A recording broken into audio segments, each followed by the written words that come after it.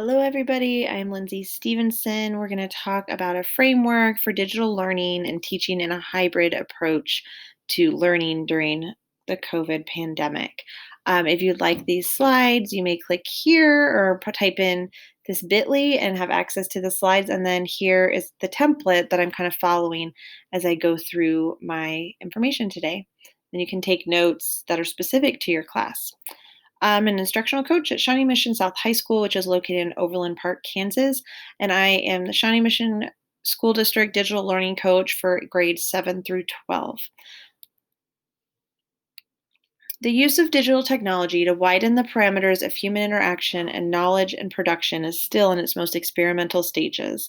So, as we did learn, um, during COVID, there was lots of things we're still trying out. We're still figuring out how people and technology coexist.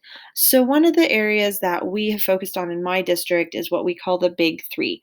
What is the balance, or how are we keeping balance? What is the purpose? And or what are we communicating? So, balancing is frequent screen breaks and balanced screen tasks that are academically specific and monitored. The purpose would be collaborate, curate, create, consume information, and knowing what your purpose is with using technology for those tasks. And communicate. So, share with all your parents what are the apps and programs you're using, why are you using them, and create your own classroom device policy to communicate very specifically to your students. So transparency is really important. And once we go digital, everything in our class becomes transparent. Everything's recorded, everything's public now. We need to be methodical and as planned out as we possibly can be in a hybrid instructional method. There are some laws that are really important that all educators are aware of. So, first is COPA. If you work with students 13 and under, you want to be very aware of the terms of service and that exist with the apps and programs you're using, but then also be very aware of what is your district's parental permission rules. So, some districts don't have something for parents to sign off on, and it's up to the teacher to not use programs for that don't apply to COPA 13 and under, or to get the parental permission themselves. Now, some districts have this embedded in their registration process, so it's good to be aware of what's going on in your district so you can protect yourself. FERPA, the Family Educational Rights and Privacy Act. This is something to be aware of when students are using logins to a new program. You need to know what information the program is actually asking and collecting and saving from their logins. And then Individuals with Disability Act. I mean, we still must meet the IEP and 504 needs of our students. That's even when they go digital. Tort liability. Teachers need to be very cognizant and vigilant in their student interactions online for the assigned classwork. So be very aware of online bullying, accountable for online communications, monitor any digital groups or peer work, and review digital citizenship with students frequently to kind of protect yourself and to just be very present in that supervision digitally. So, digital pedagogy is more than just taking regular lessons and putting them online. Instructional technology use should be looking at number one, the easiest thing to do is to consume information. So, as we're consuming information, we're looking at videos, we're reading, we're taking notes, looking at slides. We want to move away from just consuming. That's very DOK1. We want to be moving more to that collaborating, sharing slides amongst students to work on together, doing group writes, having that back channel and discussions, having students create things for us, having their product of learning be a podcast or an infographic, a presentation, video, or designing a website.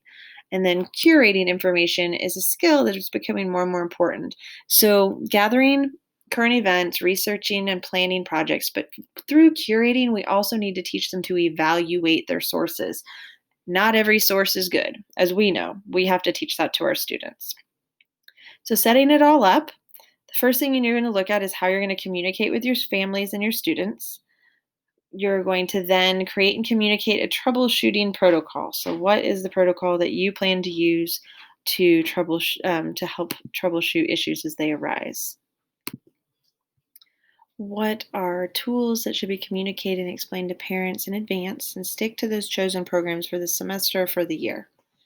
And then equity of access. Use a Google form to track who has internet access at home, what device they use at home, and if they have to share that device with others.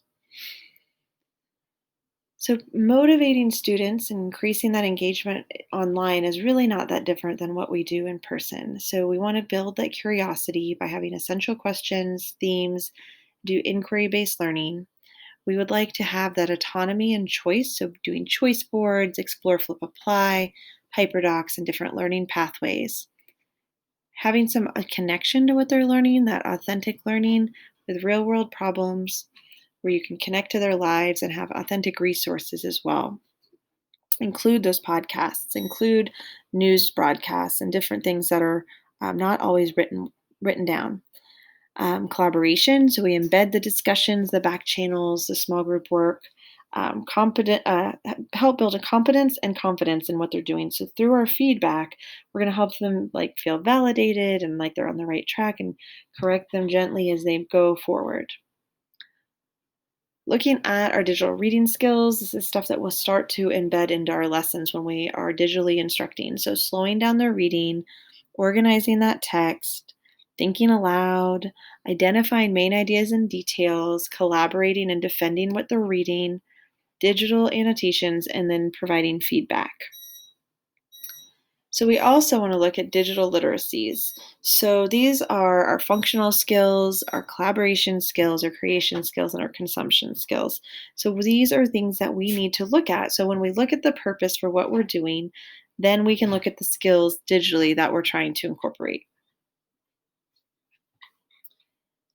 Bringing those digital citizenship lessons in, so using Common Sense Media and ISTE, set those class expectations for online work and collaboration, and then really supervise and guide students in those practices so that they're making wise choices.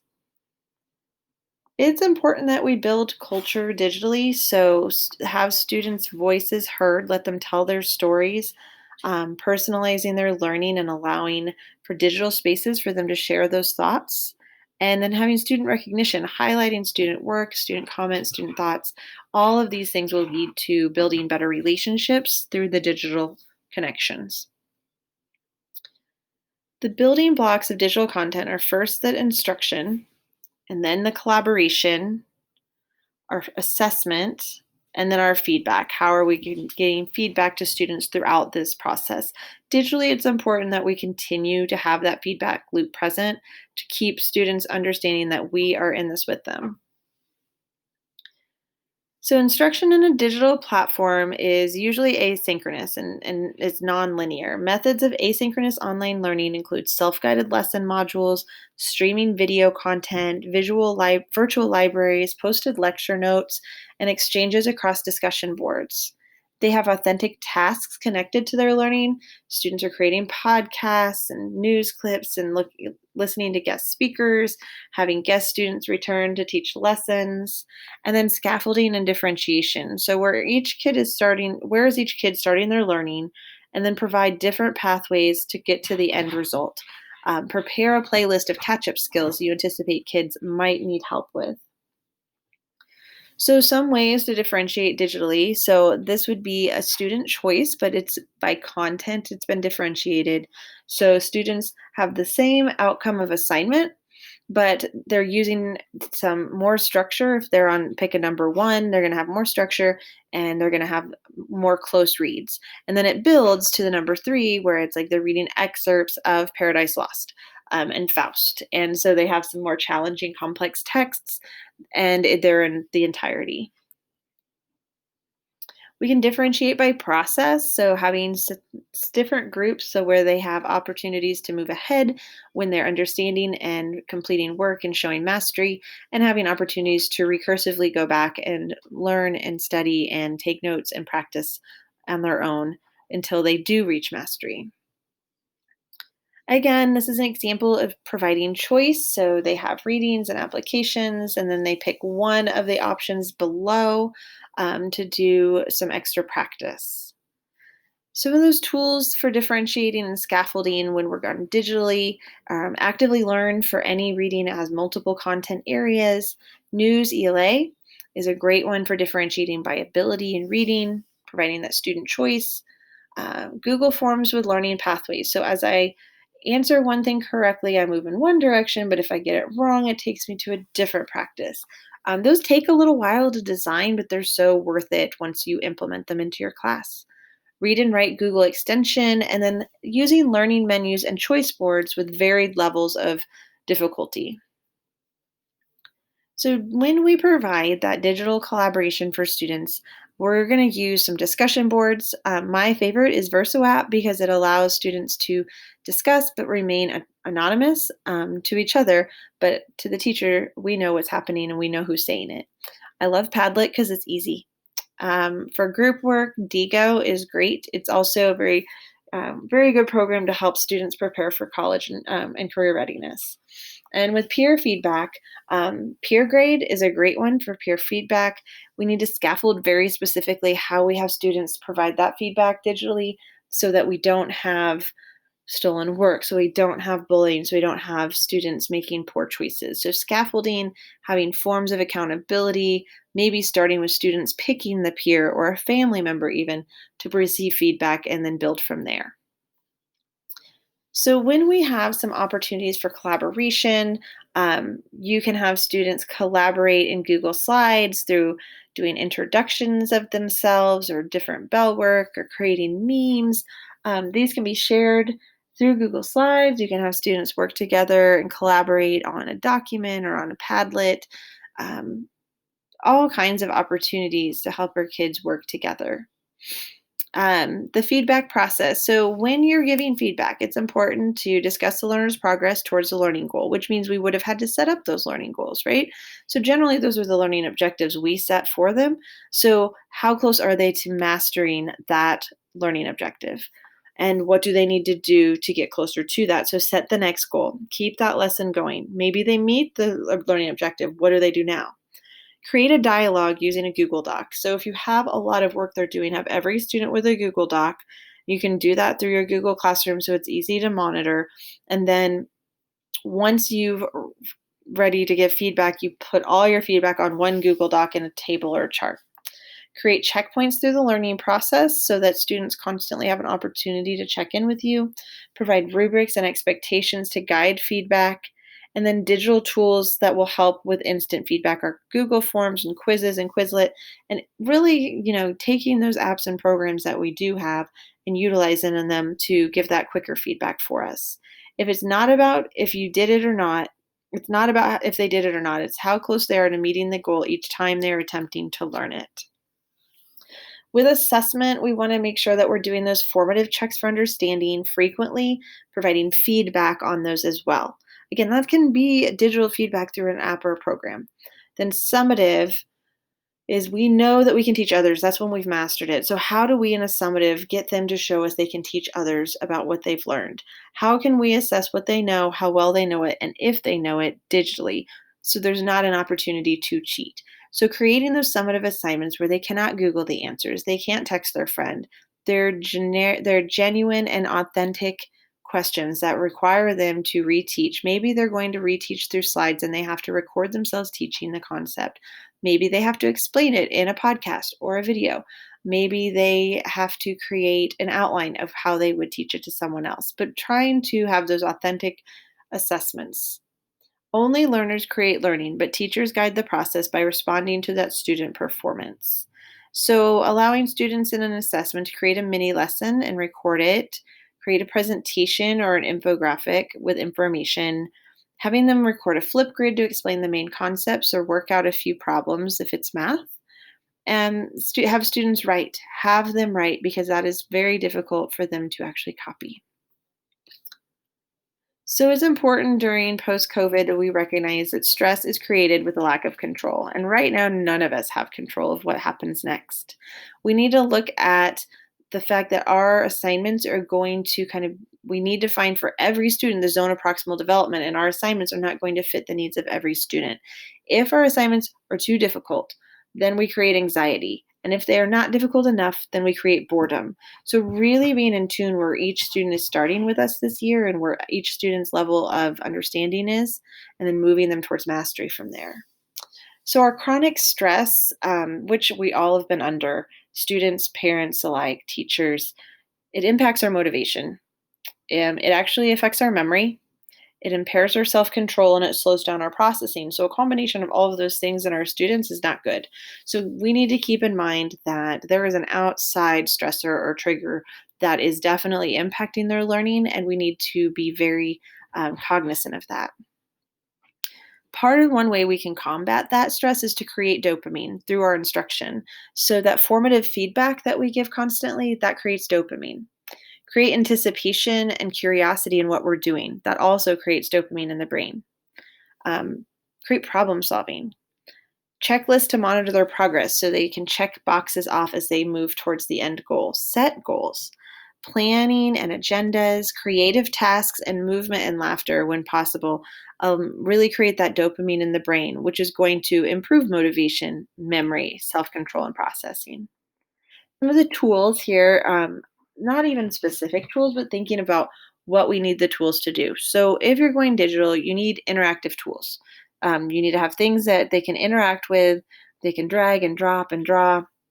I like Google Draw because it creates kind of manipulatives in the digital format. You also could use Poll Everywhere or many others that are out there to create some interactive tools. We need to use video. So keep your videos 10 minutes or less. Create some form of stop and think during your video, directing students to pause and take notes, or use a tool like Edpuzzle to help them. Annotating your video is also possible if you go to ant.umn.edu. That is an opportunity for students to annotate your videos. And so that might be an assignment as well to create that interaction with your video rather than the sit and get. Video conferencing is not necessary to teach digitally. If you choose to do this once or twice a week max and no longer than 30 minutes, using Zoom or WebEx or another video tool of your choice. Google Meet is another option. Organizing work. So choose a platform that will organize work and allow for easy access. I like BlendSpace. It's TES Blendspace. I like Blendspace. It provides tiles of the works and assignments. You can embed quizzes. It's a very organized way to push out our assignments. Student access. So use programs that allow them to write on and allow you to reuse your PDFs. So if you have PDFs rather than recreating them right now, know that you can use Kami to make those something they can write on and use. And something that allows self-pacing. That might just be how you design your class through Google Docs and links, but something that provides self-pacing. So selecting tools that allow your students to individualize that learning, such as a tool like Pear Deck. Students need to collaborate. So select programs that support student collaboration and help them work together to curate or create information, such as Wakelet. We can have 4 or 5 students on a Wakelet and they can collaborate by all working together to make a collection of articles and sort them by theme and topic. We can also do current events on Padlet, read to other people's current events, and then comment and like them. So, another piece is where we share our voice, like programs that protect original thought, allow students to respond to one another and spark that discussion. So, Verso app is the one I would go to for this one again as well.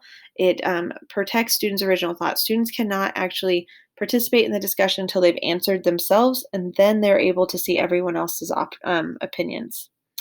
And then assessment. Google Forms gives quick assessment, but also so does GoFormative, Quizzes, Quizlet, and other online programs. So choosing kind of a consistent online assessment tool if possible. There's forward and there's through on this thing. There will be no going back. We will be a different kind of system out on the other side of this. So just knowing that after COVID, we're changing education, which is not bad. Coming through this with a new way to view education and a new way to teach and learn is not a bad thing because we can break some of our old habits in the process. So I look forward to talking with everyone and meeting with you guys in our follow up discussion. Please also feel free to email me if you have questions.